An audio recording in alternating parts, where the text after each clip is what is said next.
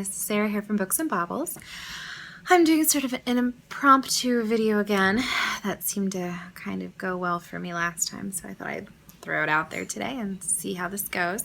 I'm all curled up in a blanket because it's freezing in my house. We've got the AC turned way down, and I still have a kid up, so she's been watching Mickey Mouse Clubhouse in the other room while she ate her dinner because it's late over here, and I really thought I would have been filming this earlier in the day, so that's why you're kind of getting the impromptu video. Anyway, I wanted to do my weekly wrap-up, tell you guys about a couple things that I was reading this week, and actually last week too, because I missed last week's update. So let's jump right in. Okay, so the first book that I wanted to talk about is called Bricking It. Honestly, it was an Audible recommendation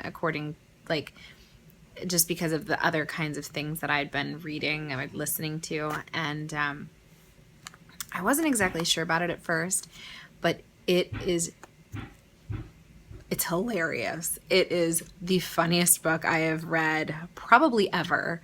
And I don't really read funny books, so okay, I'll give you that, but it is so funny. Okay, so this book is basically it's basically about a brother and sister who fall into, oh, hang on one second. My kid's going to bed. Anyway, so okay. In my bullet journal, I wrote effing hilarious about this book. It's effing hilarious. Okay, so basically it's about a brother and sister team who fall into just about every unfortunate situation you could ever possibly dream when they are renovating their grandmother's house that she left them in her will. So they start renovating this house that they get in this will, okay? And no one in the family knew that their grandmother even had this house. It was from a previous marriage, and she apparently kept it, and nobody knew that she kept it, and she gave their parents all this money, but she gave this girl and her brother a house. Well, and I say girl, I mean she's early 30s, late 20s, somewhere around there. I don't remember. It's been a couple weeks since I read it. So, and her brother is late 20s. So, but this is their first DIY experience, and they kind of know what they're getting themselves into. They know it's going to be a lot of work, but they jump into it anyway because, what are you going to do? Either you sell the house for like £100,000, or you can renovate and potentially get £600,000, which is what they're hoping for. So obviously this is in the UK, and so basically, once they start these renovations, then a news crew comes and they want to film them doing these renovations for, one of those television shows. So they sign up for it. Okay, fine. They were pretty hesitant, but whatever. And they've got some really colorful characters. Their designer is hilarious. The girl who's working for the designer is quite an interesting person. And I love their builder and their building team. Oh my gosh, they're just the best characters ever. They crack me up. So just kind, good-hearted characters who do a very good job and don't screw them over. And it's just so nice because, they could totally have gone there with this. But honestly, the comedy comes from all the situations that happen when all of these good-hearted people get together. So, I mean, painful DIY disasters and ambulance rides. That's one thing that you'll encounter in this book. Embarrassing finds throughout the house, which may or may not have been their grandmother's.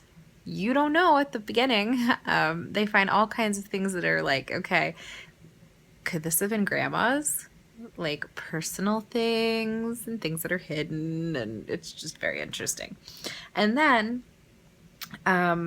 there is toilet humor, hilarious toilet humor, which I am kind of uptight a lot of the time, but it was so funny. It's like, I don't even want to ruin anything for anybody because it's so funny. I was laughing out loud so much, and I was reading an audiobook format. So like the people at work, I'm sure thought I was losing it. Like, I'm sure they thought, what the heck is Sarah in there laughing about? They were probably thinking I was listening to some dirty radio show or something. It was the funniest. So that was Bricking It. Yeah, I don't know. I highly recommend it. It was a great read for a lighthearted, funny read. I highly recommend it. Go check it out. So the other book that I was reading just this week is Three Sisters, Three Queens. And it's actually, it's, I guess, what someone would call a historical novel. It is historically based, but not necessarily historically accurate. It's very informational. I can tell with how in-depth she went with these characters that she did a lot of research, and that is really nice, even though it probably is not completely accurate. Some points of this book are very hard to read. I'm not completely done with it yet.